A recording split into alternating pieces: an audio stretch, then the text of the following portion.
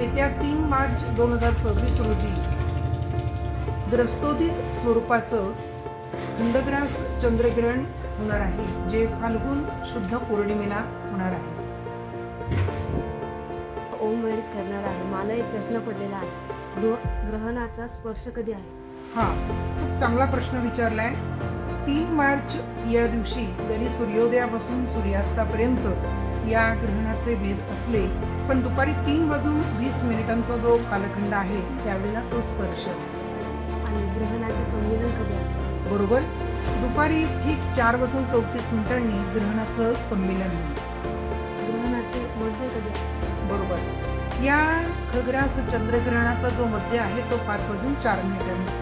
आणि ग्रहणाचे उन्मीलन कधी आहे? ग्रहणाचं जे उन्मीलन आहे हे खंडग्रास चंद्रग्रहण सायंकाळी 5:33 आपल्याला बघायला मिळेल. आणि माझा शेवटचा प्रश्न, ग्रहणाचे मोक्ष कधी आहे? बरोबर, ग्रहणाची जी मोक्ष अवस्था आहे ती संध्याकाळी 6:48 असणार आहे.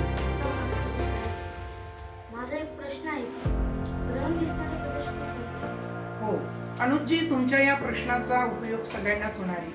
हे जे खंडग्रास चंद्रग्रहण आपल्याला बघायला या वर्षी मिळणार आहे, हे चंद्रग्रहण भारतात संपूर्ण ठिकाणी दिसणार आहे. भारताचा संपूर्ण प्रदेश, त्याचबरोबर पूर्व आशिया खंड, जपान देश, रशिया, ऑस्ट्रेलिया या देशांमध्ये ते दिसणारच, पण न्यूझीलंड, त्याचबरोबर अमेरिका, कॅनडा, ग्रीनलंड या देशांमध्ये पण दिसणार आहे.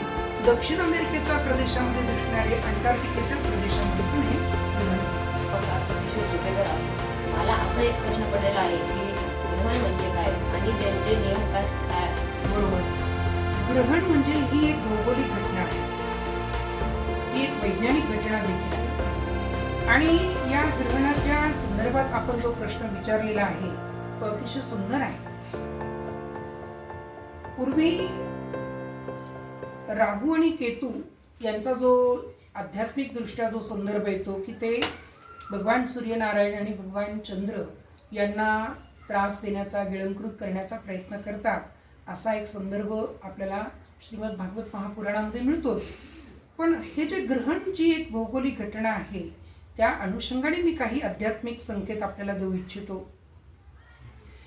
गर्भवती महिला, अशक्त लोक, जे लोक आजारी आहेत, याशिवाय काही बालक आहेत, या लोकांनी ग्रहणाच्या संदर्भात जे नियम पाळायचे आहेत ते फार महत्त्वाचे आहेत. त्यांनी मात्र सकाळी 11 ते सायंकाळी 6:48 म्हणजे ग्रहण संपेपर्यंत वेदामध्ये हे कडक नियम पाळायचे असतात. म्हणजे त्या काळामध्ये त्यांनी भगवंताची आराधना करणं, जप करणं, आपल्या गुरु महाराजांनी दिलेला जो मंत्र आहे तो म्हणणं, या गोष्टी करणं अपेक्षित आहे. आणि सर्वसामान्य लोकांनी सूर्योदयापासून तो सूर्यास्तापर्यंत ग्रहणाचे वेदादी जे नियम आहेत ते पाळायचे असतात. ग्रहण ज्या वेळेला प्रत्यक्ष सुरू होतं, म्हणजे दुपारी 3:20 पासून तर सायंकाळी 6:48 त्या काळामध्ये शक्यतो आपण भोजन जर टाळलं तर ते अधिक सोयीस्कर होईल. पण ज्यांना शक्य नाही त्यांनी मात्र साधारण संध्याकाळी 6 वाजेपर्यंत जेवण घ्यायला परवानगी. पण संध्याकाळी 6 ते संध्याकाळी 6:48 या 48 मिनिटाच्या कालावधीमध्ये मात्र कोणीही मलमूत्र विसर्जन करू नये, भोजन करू नये. खास करून सूर्यास्त झाल्यानंतर स्नान करावं आणि ग्रहणाचा मोक्ष झाल्यानंतर पुन्हा एकदा स्नान करावं, दानधर्म करावं, अशा कृती कराव्या. गुरुजी नमस्कार, माझे नाव श्लोक कुमार बनसोडे आणि मला एक प्रश्न आहे, ग्रहणाचे राशीनुसार फळ काय? बरोबर श्लोक, तुमचं मनापासून स्वागत आणि तुम्ही छान प्रश्न विचारलाय. ज्योतिषशास्त्राला अनुसरून तो प्रश्न आहे. मुळामध्ये या ग्रहणाचे राशी परत्वे भिन्न भिन्न फळं आहेत. काही राशींना शुभ फळं आहेत, काहींना मिश्र फळं आहेत आणि काहींना अशुभ फळं आहेत.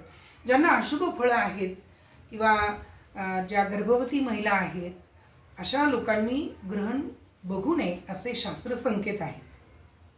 अर्थात ग्रहणाच्या संदर्भात भीती बाळगण्याचे कारण नाही. मुळामध्येच मिथुन, तूळ, वृश्चिक आणि मीन राशीला हे शुभ आहे. आणि अगोदरची जी रास सुरुवात होते मेष, कर्क, धनु आणि कुंभ या राशींना मिश्र फळ आहे.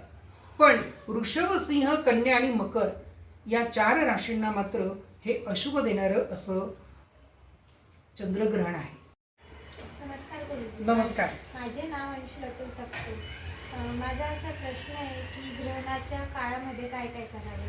हो अंशुल, तुमचं मनापासून स्वागत मी करतो. तुम्ही जो छान प्रश्न विचारलेला आहे, या ग्रहणाच्या काळामध्ये म्हणजे खास करून सूर्योदयापासून तर सूर्यास्तापर्यंत आणि त्यानंतर सूर्यास्तापासून परत 48 मिनिटं पुढे म्हणजे संध्याकाळी 6:48 आपण परमेश्वराचं नामस्मरण करावं, चांगल्या ग्रंथांचं पठण करावं. आणि हा एक अत्यंत दैवी आणि दुर्मिळ असा योग आहे. ही एक वैज्ञानिक घटना आहे. या दृष्टीने पण त्याच्याकडे बघावं. उगीच अंधश्रद्धा आणि भीती मात्र मनामध्ये बाळगू नये. मुळामध्येच ही जी आकाशामध्ये घडणारी सुंदर घटना आहे त्याचा रसिकांनी आनंद घ्यावा, विज्ञानप्रेमींनी त्याचं स्वागत करावं आणि जनसामान्यांपर्यंत या चंद्रग्रहणाचा जो विचार आहे तो पोचवावा असं मला वाटतं. गुरुजी, नमस्कार. माझे नाव देवयानी दीपक गायकवाड. मला एक प्रश्न पडला आहे, तो असा आहे की वेद काळामध्ये काय करू नये?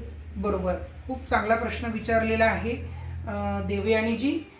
वेदकाळ हा अत्यंत महत्त्वाचा असतो आणि या काळामध्ये आपण काही ज्या गोष्टी असतात की ज्यांना निर्बंध शास्त्राने दिलेले आहेत. खास करून भोजन हा जो प्रकार आहे, खाद्यपदार्थ घेणे, पाणी पिणे, याला निर्बंध सांगितलेले आहेत.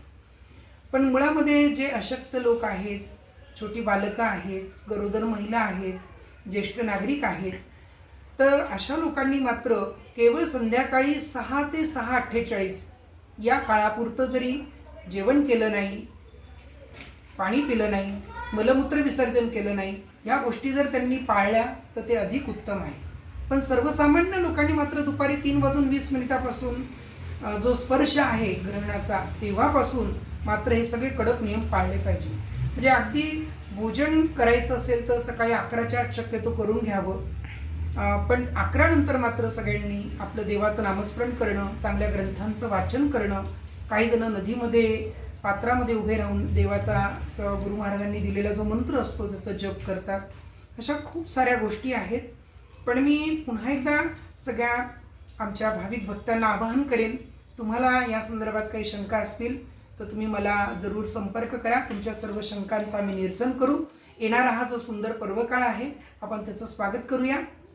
जाता जाता मला सगळ्यांना एक आवाहन करायचं आहे की आपली होलिका, त्याचं उद्दीपन, होलिकेचं पूजा ही कधी करायची असा प्रश्न खूप जणांच्या मनात आहे.